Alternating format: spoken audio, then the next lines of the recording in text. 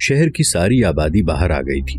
शौलों की रोशनी में हर इंसान नजर आ रहा था। इनमें औरतें भी थीं। पंडित और उसके आदमी औरतों को देखते फिर रहे थे। पंडित एक जगह रुक गया। उसने अपने आदमियों को एक नौजवान लड़की दिखाई और खुद पड़े हट गया। कुछ देर बाद किसी तरफ से घोड़ा गाड़ियां दौड़ती आईं। औरतें रास्ते से हटने के लिए इधर उधर हटी। पंडित के एक आदमी ने उस लड़की को पकड़ लिया जो पंडित ने उन्हें दिखाई थी। दूसरे आदमी ने लड़की की नाक पर कपड़ा रख लिया और उसे धकेलते घसीटते हुए अंधेरे में ले गए। उन्हें कोई भी न देख सका। वहां से उठाकर मंदिर में ले गए और सुबह तुलू होने से पहले उसे टीलों वाले मंदिर में पहुंचा दिया गया, जहां वो रशी की तरह सब कुछ देखती थी, मगर उसका दिमाग सोचने और समझने के काबिल नहीं रहा था। हिंदू मत न कभी मजहब कहला सका है, न ये आज मजहब है। ये तवाहुमात, रसूमात और तासुबात का मुरक्कब है, जिसे इसके पेशवाओं ने मजहब कह दिया था। इस नाम नेहाद मजहब में खुदा का तस्वुर पैदा ना हो सका। निहत्तों, कमजोरों, बच्चों और औरतों की कत्लो गारत, हैवानी जज्बात परस्ती, धोखा फरेब और वादा शिकनी इस मजहब के उसूल हैं। इसके पेशवाओं ने अपनी अय्याशी के लिए ऐसे ऐसे तवाहुमात पैदा किए जो उनके पैरोकारों के जहन पर गालिब आ गए और खुदा की बहुत सी शक्लें गढ़ ली गईं। लिहाजा चांद और सूरज ग्रहण, सैलाब, आग, सांप, बंदर और आसमानी बिजलियों वगैरह को उन्होंने मुख्तलिफ देवताओं से मंसूब करके उनकी पूजा शुरू कर दी। आज तक ये कौम सांप की पूजा करती है। राजा जयपाल इस आग को जो पटिंडा के जांबाजों ने लगाई थी अपने देवताओं का कहर समझता था और ये भी कहता था कि ये गजनी के जासूसों की कारिस्तानी है। कभी वो कहता कि पंडित को बुलाओ, देवता सख्त नाराज हैं, एक की बजाय 2 लड़कियों की कुर्बानी दो, फौरन, जल्दी। और इसके साथ ही चिल्ला चिल्ला कर कहने लगा, मुसलमानों के घर जला दो, इनके घर लूटकर फौज को दे दो, इनकी औरतों को मेरे सामने ले आओ। देवताओं पर उसका हुक्म नहीं चल सकता था। वो जांबाज जो रसद के जखीरे और उसके दिल में जो आग लगा आए थे, वो उसकी दस्तरस से दूर चले गए थे। उसके सामने 5-6 मुसलमान लड़कियां खड़ी थीं जो उसे पेश की गई थीं। ये शरीफ घरानों की बेटियां थीं जो मुसलमानों को सजा देने के तौर पर घरों से जबरदस्ती राजा के पास ले जाई गई थीं। राजा तख्त पर बैठा लड़कियों को ऐसी निगाहों से देख रहा था जिनमें तंज भी थी और हवस भी। तुम खुशकिस्मत हो कि खूबसूरत हो, राजा जयपाल ने लड़कियों से कहा, वरना मैं तुम्हारे साथ ऐसा सलूक करता जिससे तुम्हारी कौम इबरत हासिल करती। मैं तुम पर रहम करता हूँ, तुम्हें राजमहल में रखा जाएगा। अपने मजहब को भूल जाओ। जिस रोज तुम्हारे घर वाले हमें आकर बता देंगे कि आग किसने लगाई थी, उस रोज तुम्हें आजाद कर दिया जाएगा। उस वक्त तक तुम। राजा तंजिया हंसी हंस पड़ा। हमारा मजहब तुम्हारे मजहब की तरह इतना घटिया नहीं कि हम इसे तुम्हारे हुक्म से भूल जाएं, एक लड़की ने कहा। बकवास बंद करो लड़की, एक दरबारी ने गरज कर कहा। तुम महाराज के दरबार में खड़ी हो, महाराज हमारा खुदा नहीं, एक और लड़की ने कहा। कमजोरों और औरतों पर हाथ उठाने वाला महाराजा इस काबिल नहीं कि मुसलमानों की बेटियां उसकी इज्जत करें। याद रख महाराजे, हम हंसी खुशी तुम्हारा जुल्म सितम सह लेंगी, मगर तेरा अंजाम बहुत बुरा होगा। तू जिंदा जलेगा, तेरा कोई देवता तुझे बचा नहीं सकेगा। तू 2 बार शिकस्त खा चुका है, एक नहीं 1000 लड़कियां इंदिरा देवी के कदमों में ज़िबा कर दे। शिकस्त तेरे मुकद्दर में लिख दी गई है। तू हमें सजा दे रहा है, हमारा खुदा तुझे सजा देगा। ले जाओ इन्हें, राजा जयपाल ने हुक्म दिया। सिपाही लड़कियों को धकेलते घसीटते ले गए। सुल्तान महमूद गजनवी खुरासान और बुखारा को सल्तनत गजनी में शामिल कर चुका था, मगर खाना जंगी रुकी नहीं थी। उस वक्त खिलाफत बगदाद की गद्दी पर अल कादिर बिल्ला अब्बासी बैठा था। इस्लामी निज़ाम के मुताबिक तमाम मुसलमान सल्तनतें और छोटी बड़ी रियासतें खिलाफत के तहत आती थीं और खलीफा के हुक्म की तामील उनके फराइज में शामिल थी, मगर इक़्तिदार की हवस और तौसी पसंदी ने मुसलमान हुक्मरानों के दिलों से खिलाफत का एहतराम निकाल दिया और आपस में अदावत पैदा कर दी थी। खिलाफत बराए नाम मरकज बनकर रह गया था। सबुक्तगीन ने खिलाफत से रिश्ता नहीं तोड़ा था। महमूद ने भी खिलाफत की अजमत को बरकरार रखा। खुरासान और बुखारा को सल्तनत गजनी में शामिल करके सुल्तान महमूद ने खलीफा को इन अल्फाज का पैगाम भेजा। कौम ने पहली खाना जंगी में जो जख्म खाए हैं वो अभी मुंदमिल नहीं हुए थे कि मुझे पड़ोस के मुसलमान हुक्मरानों के खिलाफ एक और जंग लड़नी पड़ी।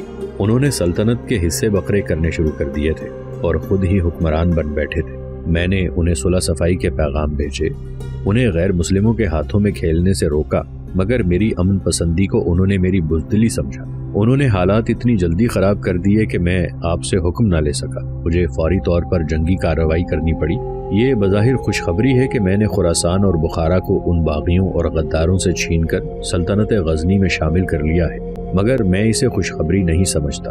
یہ ایک قومی المیہ ہے کہ ہم آپس میں لڑے اور دونوں طرف وہ فوج ضائع ہوئی جس سے ہمیں سلطنت اسلامیہ کا تحفظ کرنا تھا اور اسلام کے فروغ کے لیے کفرستان کو اسلام کے پرچم تلے لانا تھا۔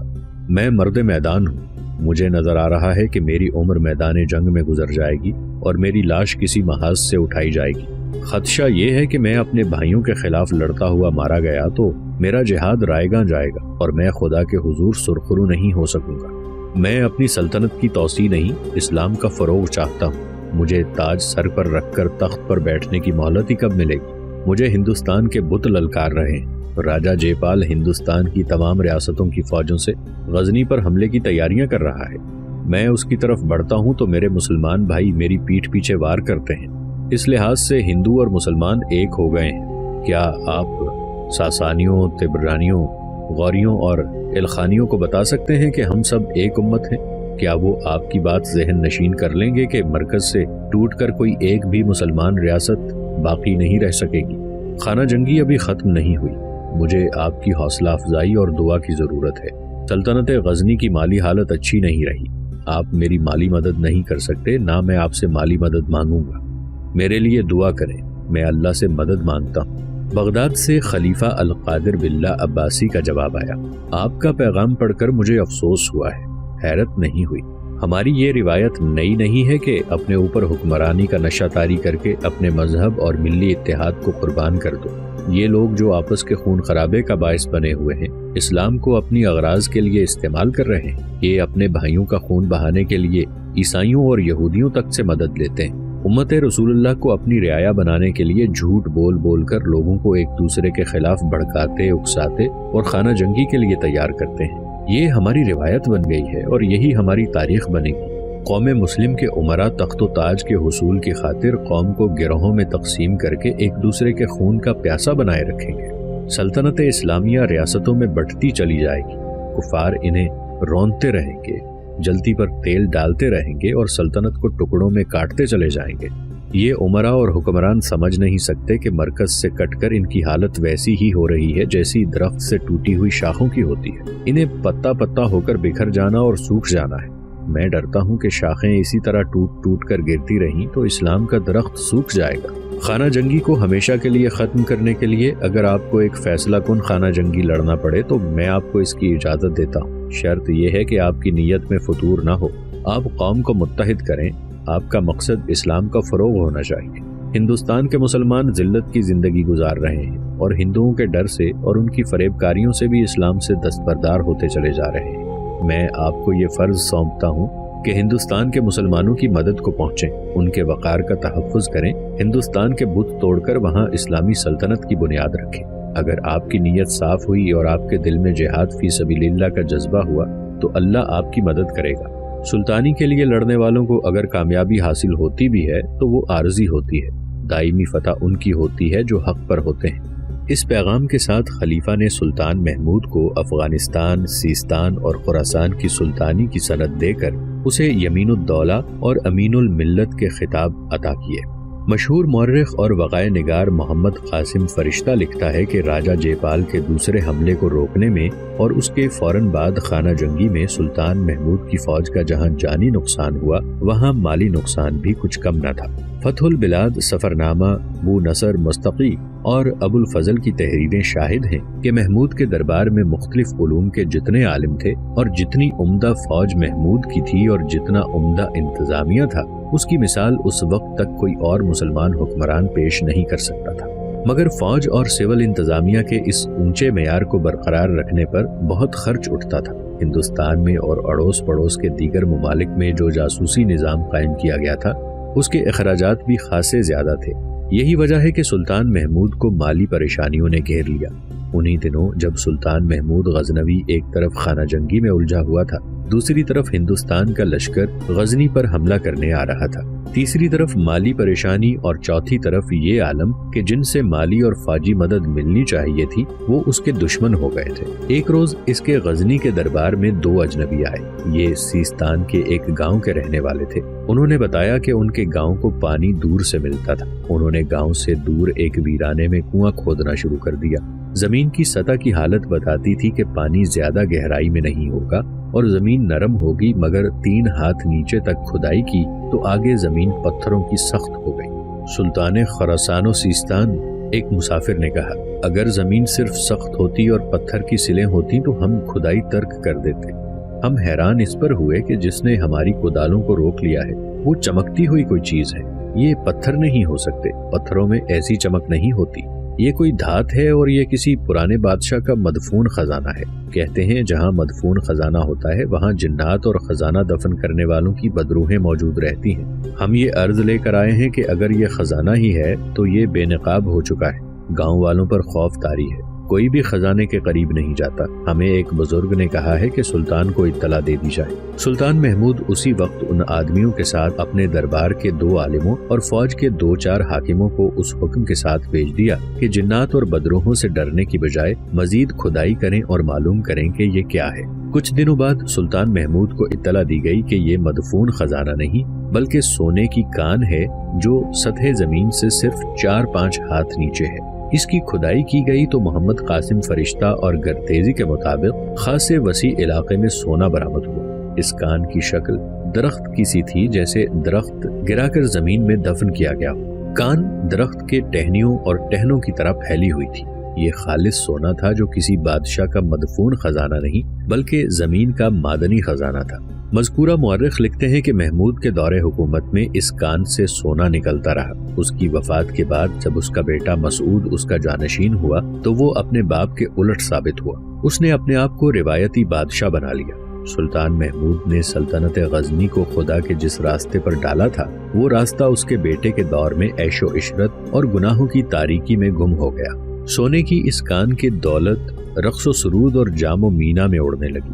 ایک رات شدید زلزلہ آیا۔ زلزلے کا مرکز یہی مقام تھا جہاں سے سونا برآمد ہو رہا تھا۔ وہاں سے زمین پھٹ گئی، پھر زمین بیٹھ گئی اور کان کا پورا علاقہ زمین کے پیٹ میں چلا گیا۔ مسعود نے دور گہرائی تک زمین کھود ڈالی، اسے مٹی اور پتھروں کے سوا کچھ نہ ملا۔ یہ کان جب برآمد ہوئی تھی اور سلطان محمود غزنوی کو یقین ہو گیا تھا کہ یہ خالص سونا ہے تو وہ اپنے پیر و مرشد ابو الحسن خرقانی کے ہاں حاضری دینے گیا اور انہیں بتایا کہ اس کے باپ نے اس کی پیدائش سے پہلے خواب میں ایک درخت دیکھا تھا جو گھر کے ایک کمرے سے اٹھا، چھت پھاڑ کر اوپر گیا اور اس نے آدھی دنیا پر اپنے ٹہنوں اور ٹہنیوں کا چھاتا پھیلا دیا تھا، اور اس کے بعد میں پیدا ہوا۔ محمود نے کہا، اس خواب کی تعبیر یہ بتائی گئی تھی کہ میں دور دور تک اسلام کی روشنی پھیلاؤں گا۔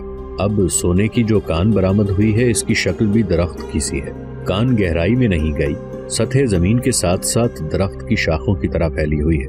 پیر و مرشد، مجھے یہ بتائیے کہ یہ خدائے ذوالجلال کا کوئی اشارہ ہے یا کیا ہے؟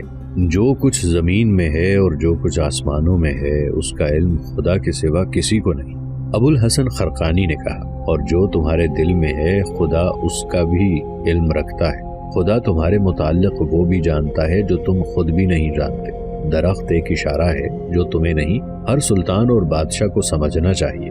خدا ایسے اشارے صرف انہیں دیا کرتا ہے جو اس کے رسول صلی اللہ علیہ وآلہ وسلم کی امت سے ہیں۔ تم نے اگر دل میں خدا اور اس کے رسول کو جگہ دے رکھی ہے تو اس کے اشارے کو سمجھو۔ تم نے خدا کی راہ میں جہاد کیا، تم نے انہیں بھی شکست دی جو مسلمان ہوتے ہوئے دین مسلم سے منحرف ہو گئے اور تخت و تاج کی خاطر حزب اللہ کا خون حزب اللہ کے ہاتھوں بہا دیا۔ تم نے فتح پائی مگر اتنے بدحال ہوئے کہ درہم و دینار کے محتاج ہوئے۔ تم نے کہا کہ صرف اللہ سے مدد مانگوں گا، لہٰذا اللہ نے تمہاری مدد کی، اپنی زمین کا سینہ چیر کر تیری جھولی بھر دی اور سونا درخت کی شکل میں دیا۔ ہر سلطان کو درخت کی مانند ہونا چاہیے، ایسے درخت کی مانند جو دھوپ کے جھلسے ہوئے انسانوں کو ٹھنڈی چھاؤں مہیا کرتا ہے۔ زندگی کے کٹھن سفر کے تھکے ہوئے لوگ درخت کے نیچے آ کر گرتے ہیں اور سستاتے ہیں۔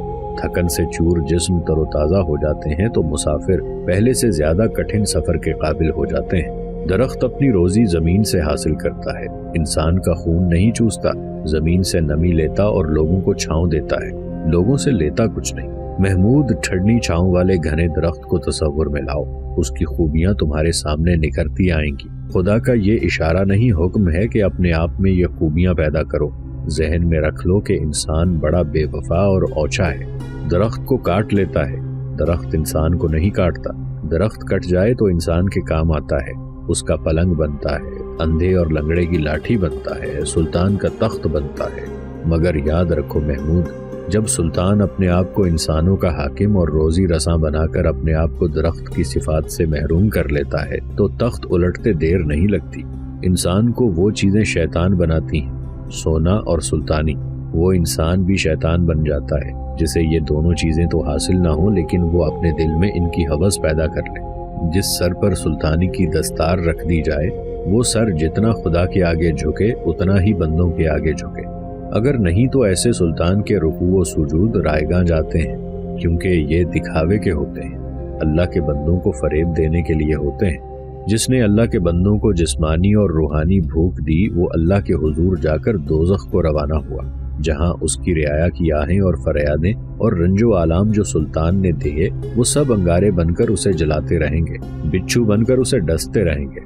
تو نے خدا سے مدد مانگی، خدا نے تجھے مدد دے دی، مگر دیکھ اور سوچ کہ تو خدا کا بھیجا ہوا پیغمبر نہیں، آسمان سے اترا ہوا فرشتہ بھی نہیں۔ پھر خدا نے اپنی زمین کا سینہ چاک کر کے تیری سلطنت کو سونے میں کیوں نہلا دیا؟ یہ سونا تیرا نہیں، تیری سلطنت کا ہے، یہ سونا تیری سلطنت کی توسیع کے لیے ہے۔ اگر تو تخت و تاج کے نشے میں بھول جائے گا کہ تیرے فرائض کیا ہیں اور بندوں کے کتنے حقوق تیرے سر پر ہیں تو زمین اپنی دولت نگل لے گی، جو خدا دیتا ہے وہ لے بھی لیتا ہے۔ اس اشارے کو سمجھو محمود۔ اپنے پیر و مرشد ولی ابو الحسن خرقانی سے روحانی فیض حاصل کر کے سلطان محمود نے اپنی توجہ سلطنت کی انتظامیہ اور فوج پر مرکوز کر دی۔